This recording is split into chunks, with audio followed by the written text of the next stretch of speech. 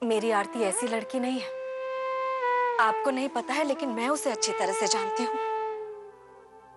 इतना सब कुछ हुआ उसके साथ, इतने दुख, इतने धक्के मिले, लेकिन उसने कभी किसी पर उंगली नहीं उठाई, किसी को बुरा नहीं कहा, किसी को दोष नहीं दिया, बल्कि अपने सारे दुख सीने में समेटकर अंश को ही अपनी दुनिया बना लिया।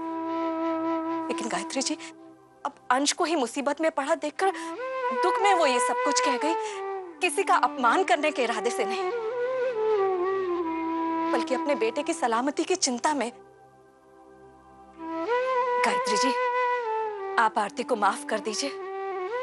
वो एक औरत की पीड़ा थी, दुख था, बदतमीजी नहीं। हाँ शोभा जी, सिर्फ आपकी आरती ही तो है इस दुनिया में जो माँ बनी है, बाकी सबके बच्चे तो आसमान से टपके हैं। जिस दिन से आपकी आरती ने इस घर में कदम रखा है, उस दिन से चैन की एक सांस नहीं ली हमने।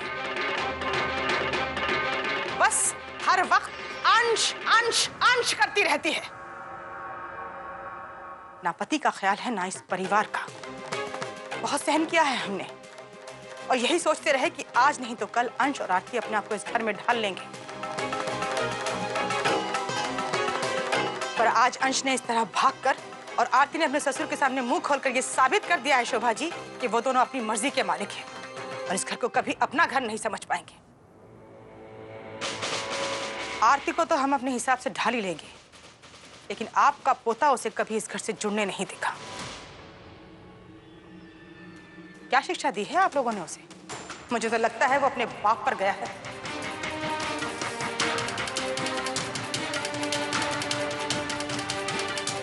उनका असर जाता थोड़ी है। कुछ भी बोलने से पहले एक बार सोच लीजिए।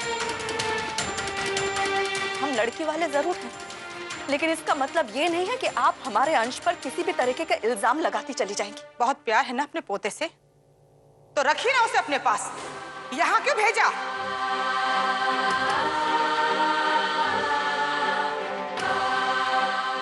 रहने दीजिए ना मम्मी जी, आप अपना बीपी क्यों हाई कर रही हैं?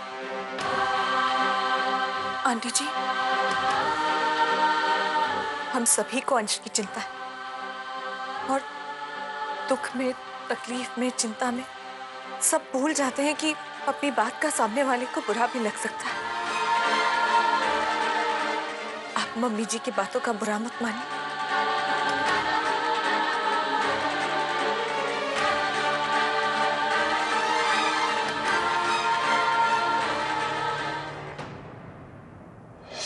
मैंने फोन सिर्फ इसलिए किया है कि तुम्हारा बेटा, हमारा पोता किडनैप हो गया है वो, और किडनैपर्स ने 10 करोड़ की मांग की है। बस इसीलिए फोन किया तुम्हें।